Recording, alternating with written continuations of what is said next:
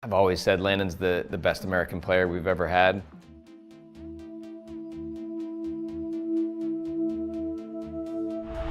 On Sanchez, breaks around the left, he shoots and scores! That'll do it!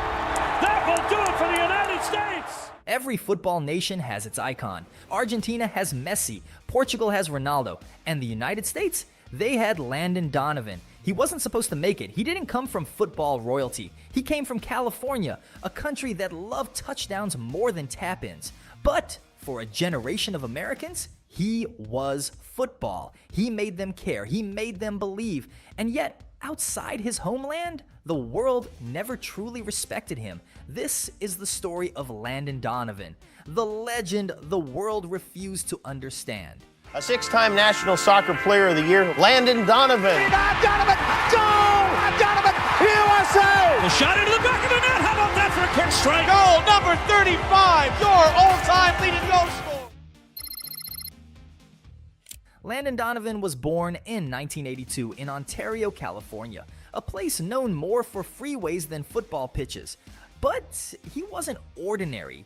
By age 5, he was dribbling past kids twice his size. Landon's about 4 years old, already playing soccer. By 10, he was competing against teenagers. He had lightning speed, technical precision, and an obsession with the game that made him an outsider in his own country. While other kids dreamed of the NFL, he dreamed of the World Cup. All I dreamed about was playing in the World Cup. At 16, he joined the U.S. Olympic Development Program. This was a chance to go play with a bunch of really good players and do it all day, every day, so I figured, why not? At 17, he signed for Bayer Leverkusen in Germany. It was the first big leap. The American kid heading into the heart of European football.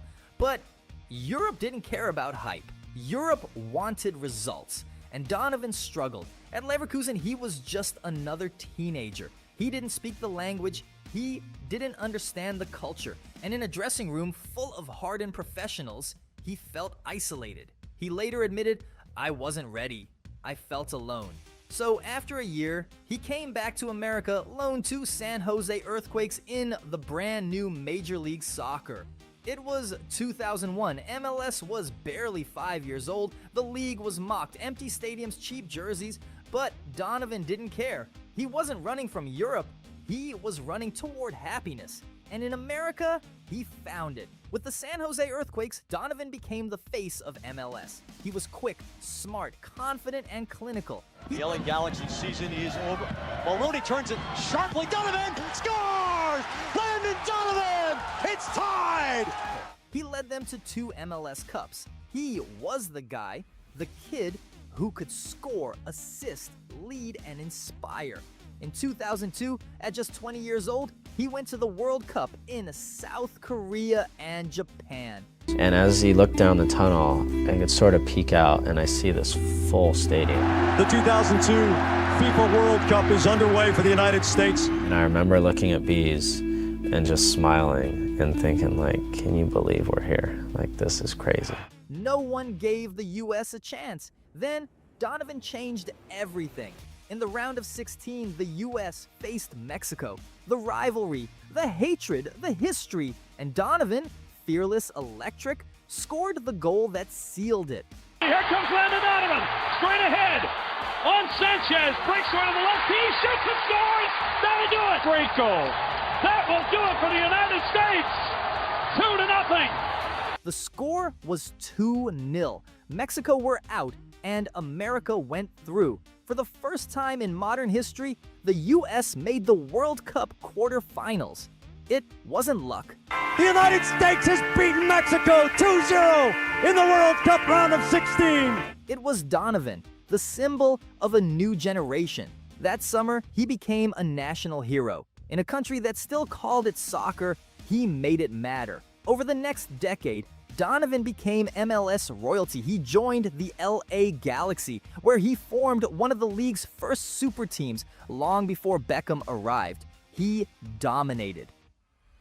6 MLS Cups, 145 goals, 136 assists, numbers that still stand among the league's all-time best. He wasn't just playing the game, he was building it. But I think it was after the 2002 World Cup that he really kind of burst on to the scene, and it was not just a soccer star, it was a mainstream superstar. And for our sport in this country, we had never had that. But there was always one question hanging over him. Why didn't he stay in Europe? He tried again. Briefly, in 2005, Bayer Leverkusen called him back. He lasted 6 weeks. He left. He said it simply, I wasn't happy there. Well, I think we first started learning about Donovan being a little bit different as a guy who needed to be happy in his day-to-day situation to perform at his best. I lived a very similar experience. His first one at Bayer Leverkusen, playing in the 4th division. I did the exact same thing at 1860 Munich. It's not easy. The European press mocked him. They said he didn't have the mentality. They said he took the easy route. But was it really weakness or honesty? Because Donovan wasn't just fighting defenders, he was fighting himself. Behind the confidence, Donovan was struggling with something football didn't talk about back then: mental health. He admitted later that he'd suffered from anxiety, loneliness, and depression during his early years in Europe. He said, I realized I had to take care of myself before I could be a footballer. It was a shocking admission in the macho world of football when Beckham arrived at the LA Galaxy, the global superstar, the media circus. Donovan's world became even louder. The two clashed. Donovan wanted respect. Beckham wanted control. It was chaos. But through it all, Donovan kept performing, quietly, consistently, brilliantly. Then came the 2010 World Cup in South Africa. The US were seconds away from elimination. 90-minute, tied 0-0 with Algeria. Then came the moment, a counterattack. Tim Howard throws long, Dempsey shoots, saved. The ball falls loose. Donovan arrives and scores. Landon Donovan scores the goal that sent the U.S. to the knockout stage. The commentary echoed through American history. Go, go, USA! It was pure euphoria, a whole nation losing its mind. The US have numbers. Altidore scores it. Dempsey's missed it. Donovan has it. From hope, there is glory. For a country that barely watched football, it was the moment. The goal that turned skepticism into belief. For millions, that was the day soccer became real. But the years after weren't easy. Donovan stepped away from the national team, burned out, exhausted. He said he needed a break. The media called him weak. Fans turned on him. Even coaches lost faith. When Jurgen Klinsmann took charge of the U.S. in 2014, he made a shocking decision. He left Landon Donovan out of the World Cup squad. The nation was stunned. Its greatest ever player dropped. Donovan was devastated. He said, "It felt like a part of me died that day." But instead of lashing out, he stayed silent. He supported the team. He became a professional, not a celebrity.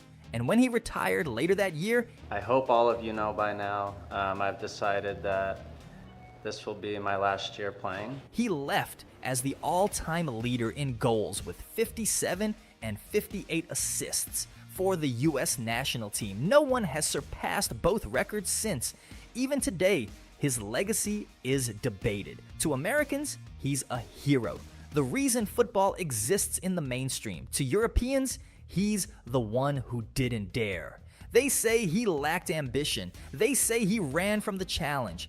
But maybe that's what makes his story so human. Because while others chose fame, he chose peace. He once said, "I didn't want to just be a footballer. I wanted to be happy." And that's something football still struggles to understand. When you look back at Donovan's career, it's not about trophies or transfers.